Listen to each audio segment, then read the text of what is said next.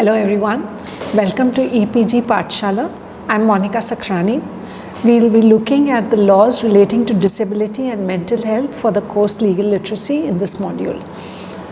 So the acts that we are looking at are two. One is the Mental Health Care Act of 2017, which was passed only in April 2017, and the Rights of Persons with Disability Act of 2016.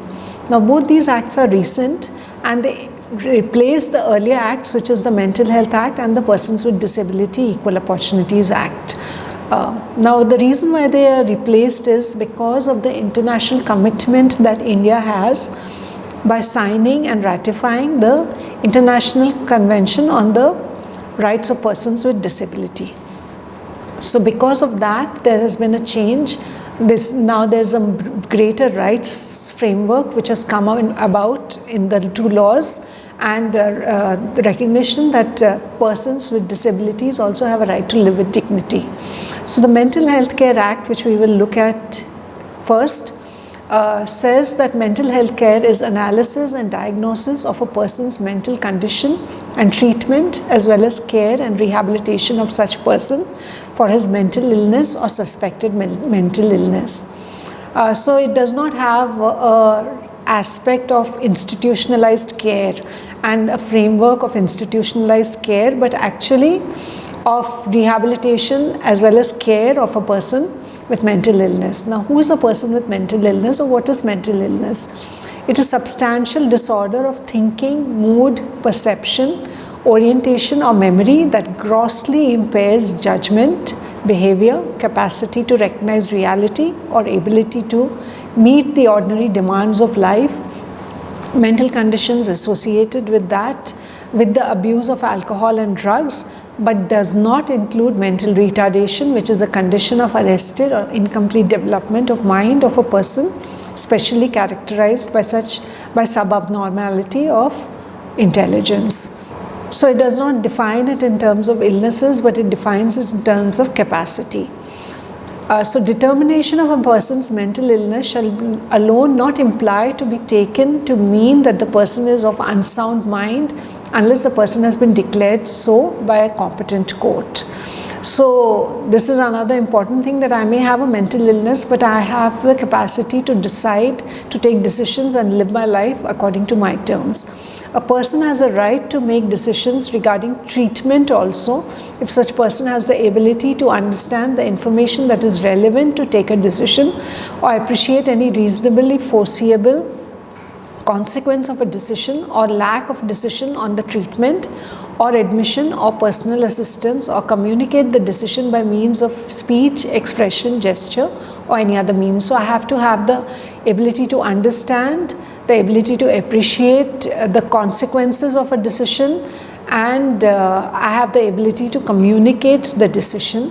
So these three, if I have them, then I have the right to make my decisions. So it empowers the people. The earlier two acts which were there with regards to mental illness were the Mental Health Act, and prior to that the Indian Lunacy Act, which kind of looked at the person with mental illness as someone who is incapable of making decisions with regards to their lives, and who needed to be protected, and the other concerned persons who made decisions with regards to their lives did it properly. So this was basically the framework of the act, whereas this has completely reversed that kind of framework and understanding on which the law is based. Now the most important right is the right to access to mental health care. Every person shall have the right to access to mental health care and treatment from mental health services run and funded by the appropriate government. Now, one of the major lacunae in the country is recognition of mental illness as a form of illness or healthcare, as a healthcare need. And the second is provision of that. We have a healthcare system where we have primary, secondary and tertiary healthcare, but it's all oriented to physical illnesses. So now that mental health care should be integrated and become a part of this kind of healthcare system. So this includes mental health care services as outpatient and inpatient services, halfway home, sheltered accommodation, supported accommodation. So not just institutionalized services but also other services, mental health services to support family or person with mental illness or home-based rehabilitation, hospital and community-based rehabilitation, rehabilitation establishments and services, child mental health care services and old age mental health care services. So all these have to be provided by the government. The Act also says that the mental health care program should be integrated into the general health care program. Minimum mental health care services to be funded by the government for accessible, to be available in each district. Persons with mental illness below poverty line, whether or not in possession of the BPL card or who are destitute or homeless, will be entitled to free mental health care services without any charge at no financial cost at all mental health care health establishments run and funded by the appropriate government, that is the state or the central government or the local government, and other mental health care establishments designated by it.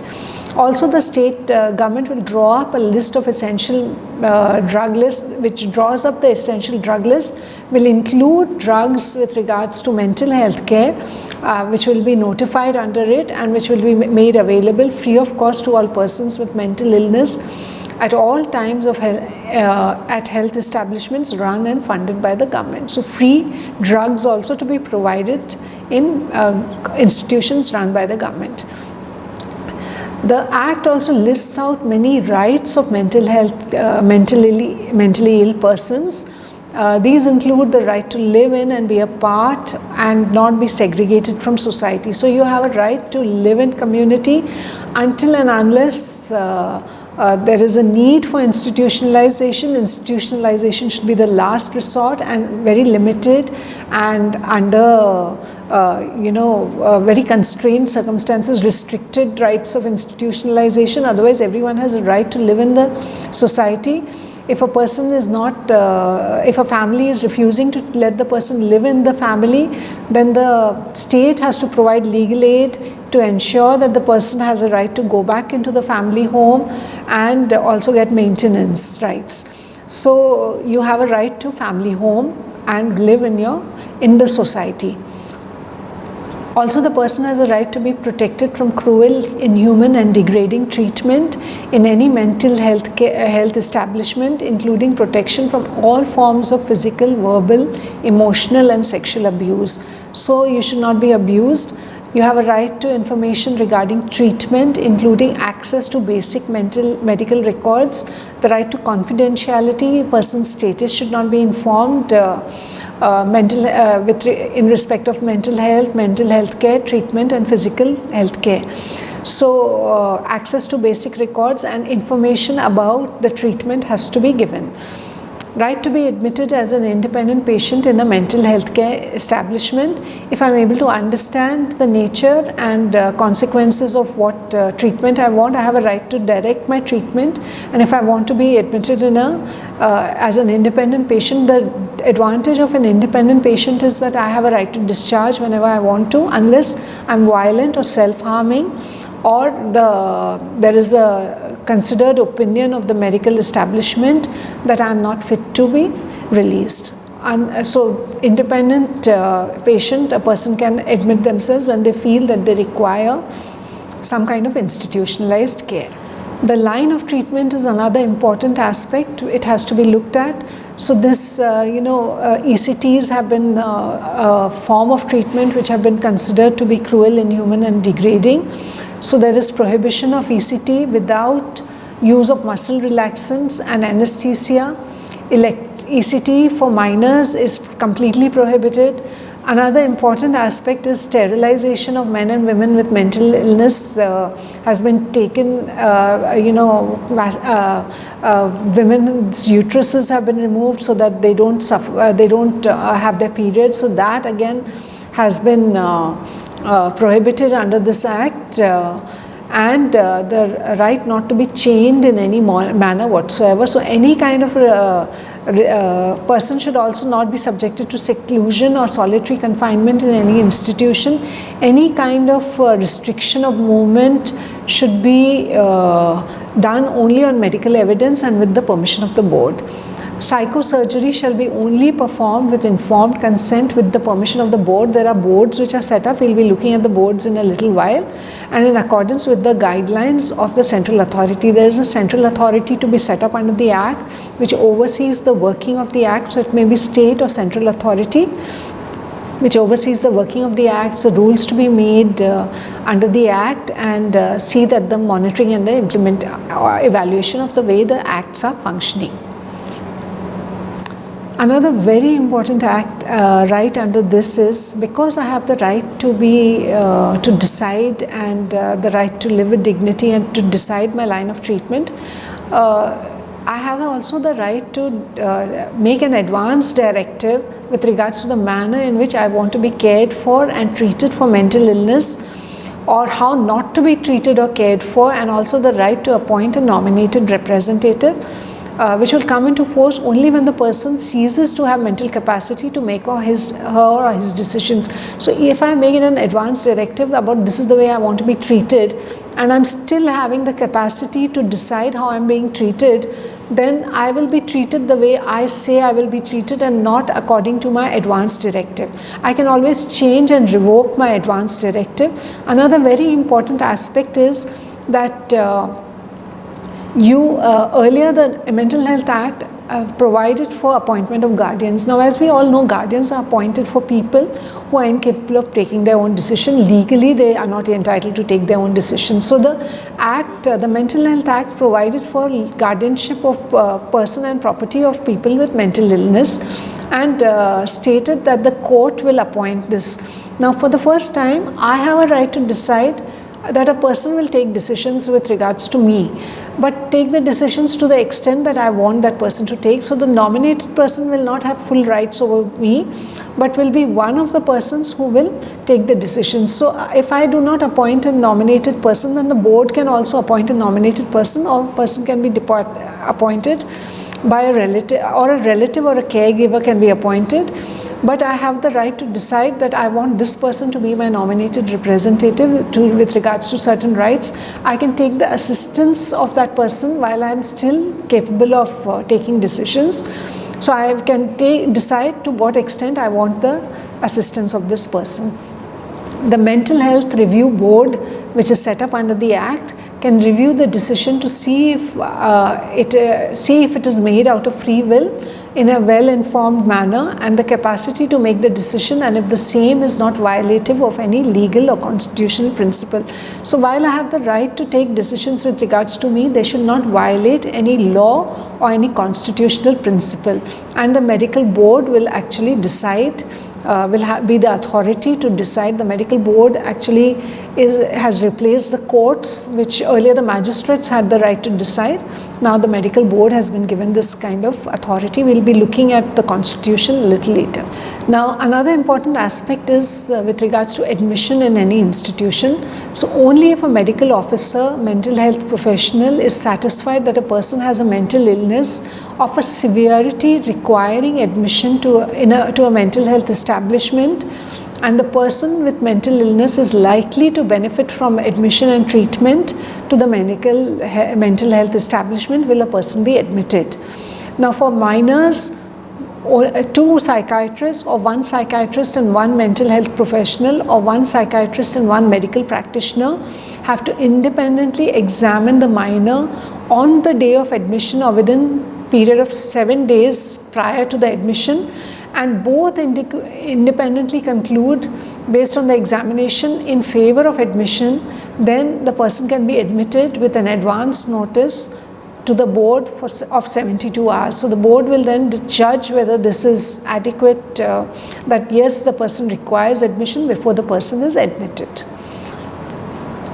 Admission of treatment of persons with mental illness with high support needs, that is, they are not able to independently function but have need of support which is considered high, in mental health establishment can be made up to a period of 30 days only after independent evaluation, similar to that of minors. So one psychiatrist, one mental health professional, or one medical practitioner, or two psychiatrists. And if the person is found to be violent, self-harming, or unable to care for oneself, only then will the person be admitted, and the first admission will be for a period of 30 days. After that, the person has to be discharged. But if the review has been done by two psychiatrists who feel that yes, beyond this period also admission is required, only then will, and if the person is persistently unable to take care of himself, or is found to be violent or self-harming, only in that case will the admission be beyond a period of 30 days. Discharge planning has to be done in consultation with the person with mental illness, caregiver, nominated person or relative, and whoever is going to be the doctor, the mental health professional who will be looking after this person or treating the person, along with the doctors or the persons in charge of the mental health establishment where the person was admitted. Now, we have already looked at the Mental Health Review Board. It has the powers of the courts now. It's headed by a district judge and includes members, of which one should be a psychiatrist, one should be a medical practitioner, and two persons who are either mentally ill persons or caregivers or NGOs working on the issue. Now, it is a judicial authority, and the proceedings are judicial proceedings with appeals to the High Court.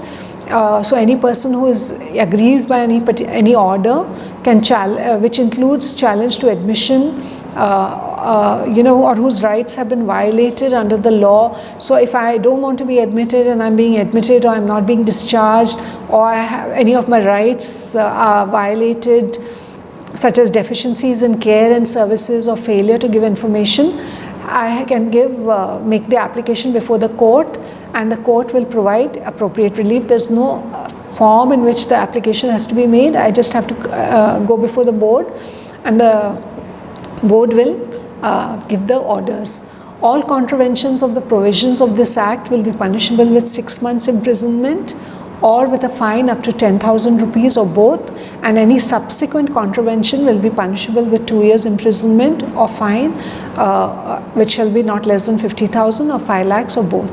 Another important aspect of this act is that the police have to inform a person whom they come across who is being abused or who is unable to take care of themselves, that they have the right, what their rights are, they have to inform them, and the right to legal aid.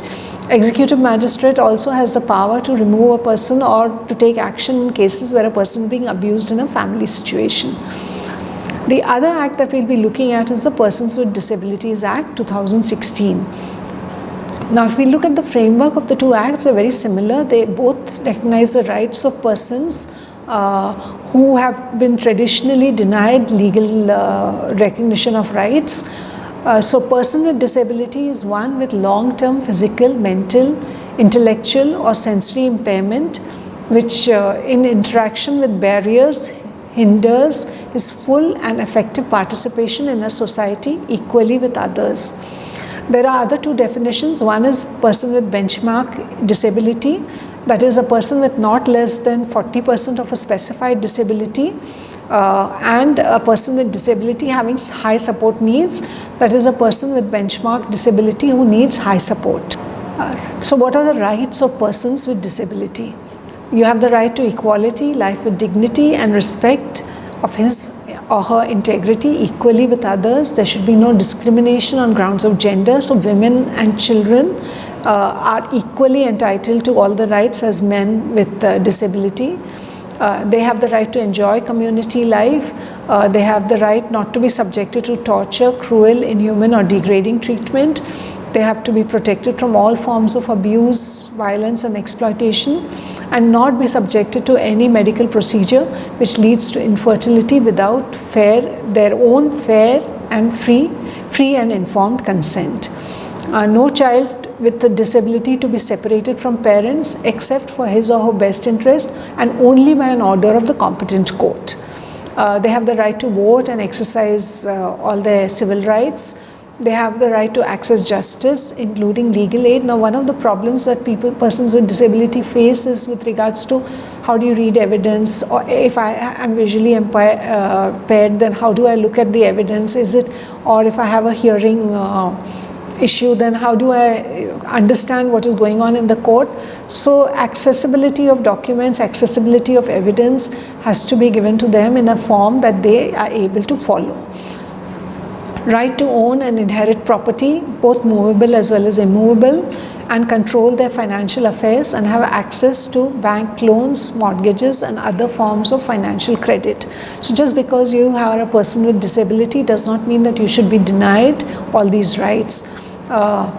Also, the court recognizes that certain people may not be able to exercise all their rights completely. They need assistance. So in that case, a limited guardian will be appointed by the district court to take legally binding decisions in consultation with the person if the person is unable to take legally binding decisions. Now, there are authorities which are set up to protect the rights. Executive magistrates have the power to pass any orders for the protection of persons with disability, which includes rescue of the victim, authorizing the police or any organization working for persons with disability to provide for safe custody or rehabilitation of such person, or both protective custody and order of maintenance. The police also will inform the persons who are abused of their right, and organizations working on the issue upon the receipt of information of abuse, as well as to file their complaint. So they have a right to file a complaint. That also the police has the responsibility of informing them. Apart from that, the state is supposed to take several steps for affirmative action, which includes reservation. So we will look at the different categories under which the state is supposed to perform, is supposed to take or do things for persons with disability. Now we'll first look at education. The first and primary requirement is that there should be inclusive education. With children with disabilities should get admission in the schools where other children are studying, and modifications in curriculum and examination system with regards to relaxation of time, etc. should be made for them.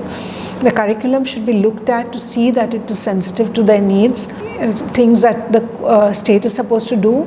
Every child with benchmark disability between the age of 6 to 18 has the right to free education in a neighborhood school or in a special school of his choice.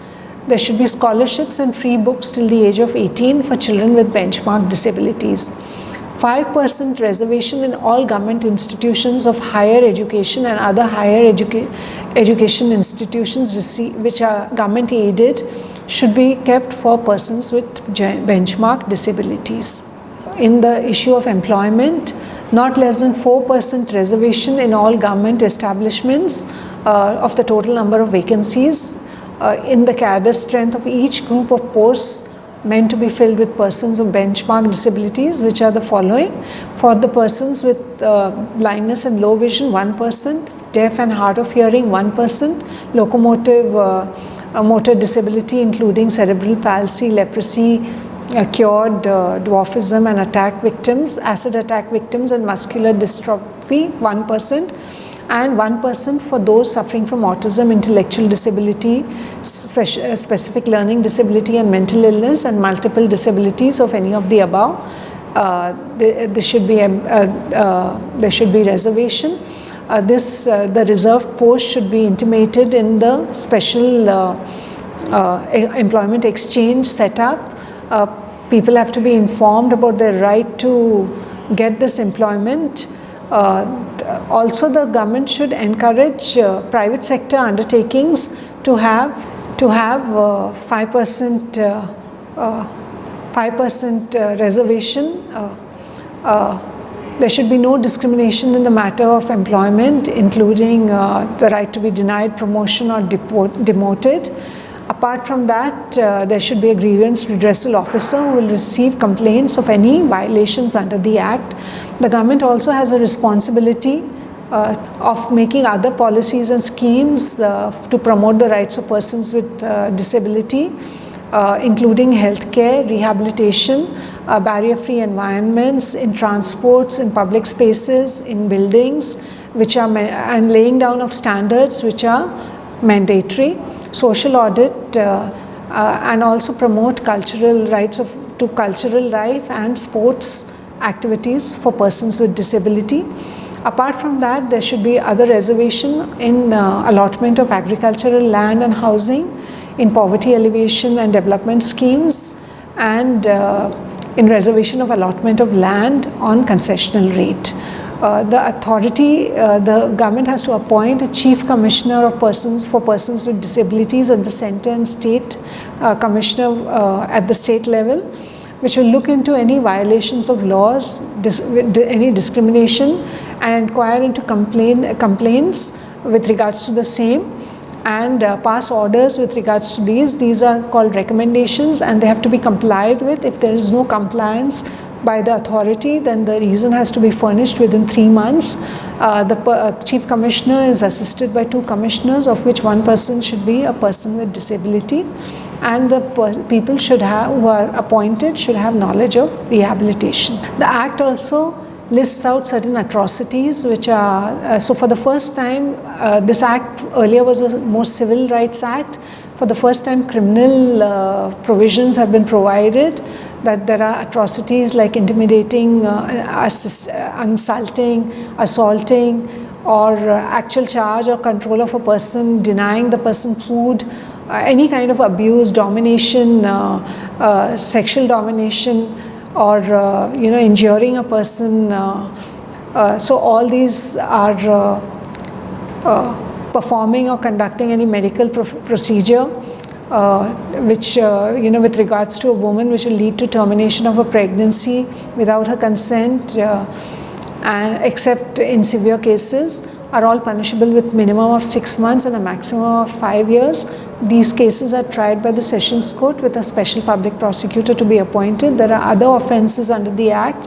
One is of fraudulently availing or attempting to avail any benefit meant for a person with benchmark disability, or failure to furnish information under the Act, and any other contravention of this Act, which are all punishable offences. So we have looked at the 2 laws with regards to rights of persons with mental illness or disability, and we've gained an understanding and overview of the 2 laws. Thank you.